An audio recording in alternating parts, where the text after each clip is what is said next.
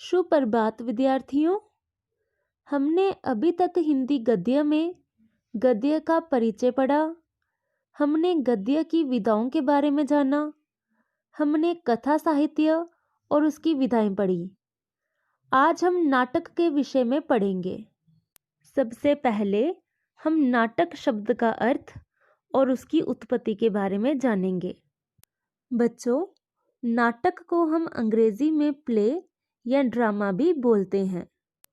बच्चों, नाटक शब्द की उत्पत्ति संस्कृत की नट धातु से हुई है। नट का अर्थ होता है अभिनेता और इस शब्द का अर्थ हुआ सात्विक भावों यानी शुद्ध भावों का अनुकरण करना। हिंदी में नाटक का आरंभ भारतेंदु युग से हुआ है।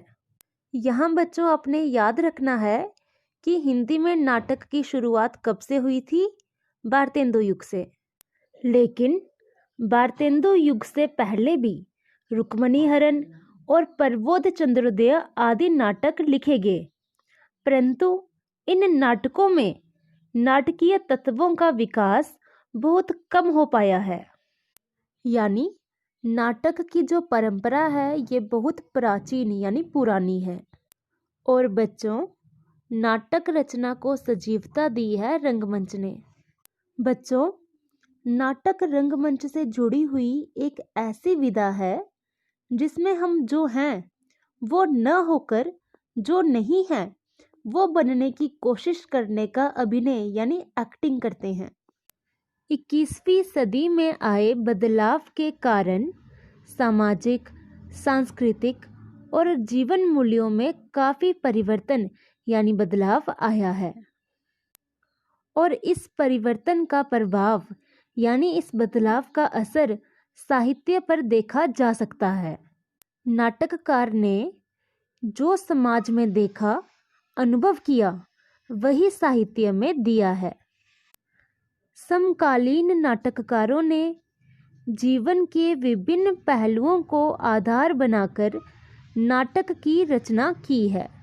यानी बच्चों, हम कह सकते हैं कि नाटक में जीवन की वास्तविकता यानी जीवन की सच्चाई का वर्णन होता है। नाटक ही एक ऐसी विधा है जिसमें आप कम से कम शब्दों में ज़्यादा से ज़्यादा बात कह सकते हैं।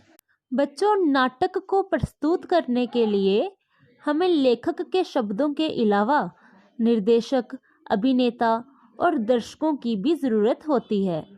और बच्चों, क्या आपको पता है संस्कृत साहित्य में नाटक के लिए रूपक शब्द का प्रयोग होता है।